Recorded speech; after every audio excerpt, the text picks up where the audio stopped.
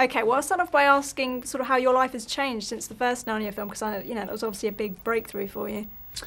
Yeah, I think it's sort of provided me with some wonderful opportunities to get my foot in the door for just various other projects and things, really, in terms of people just think of you a bit more when they're making whatever it is they're making next, and so that has been extraordinary and fantastic, and to sort of build up a sort of fan base from around the world. So I can, at the moment I'm doing a play in the West End, and I've got people coming, every night from Japan or Australia or America or Europe or wherever, from everywhere, just, often with little sort of tokenistic gifts from their countries or whatever, and it's just lovely to have.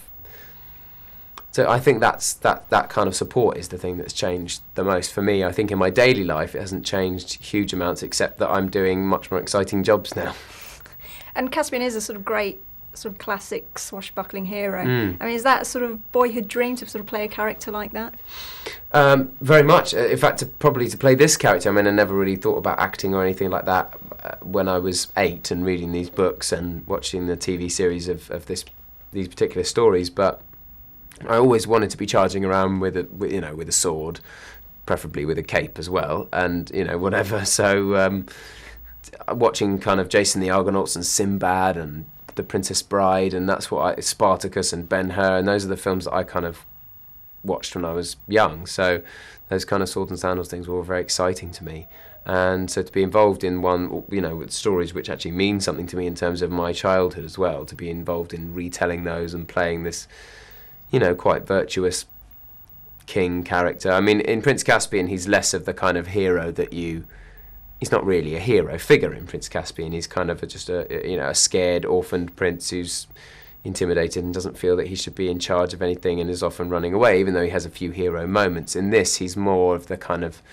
authoritative king on the ship on a quest to honour his father and find out about his heritage and everything, and I think that's a little bit more noble. So did you approach the role in a slightly different way this time?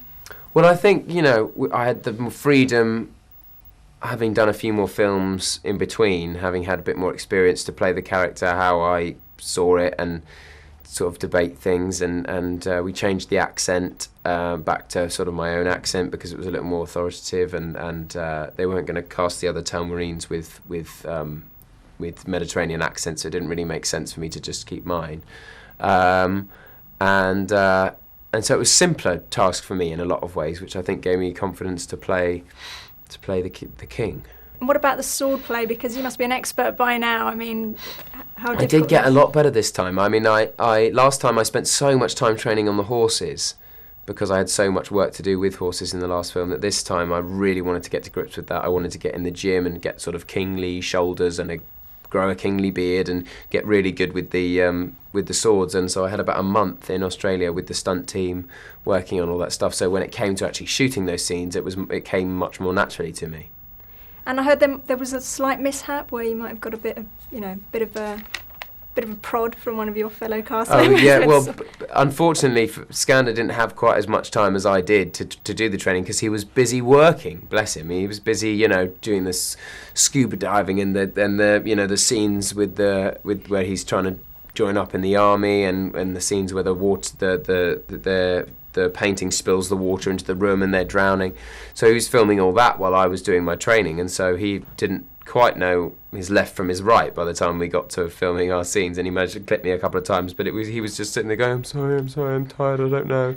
And but I was fine because we were filming again 2 minutes later. It was blown out of proportion a little bit. And so are you looking forward to more films in the series despite that? Yes, I mean, looking forward to seeing them. Whether I'd be in them or not, I'm not entirely sure because my character is much older in the next story, but I'm sure there'd be opportunities for various flashbacks or cameos or something.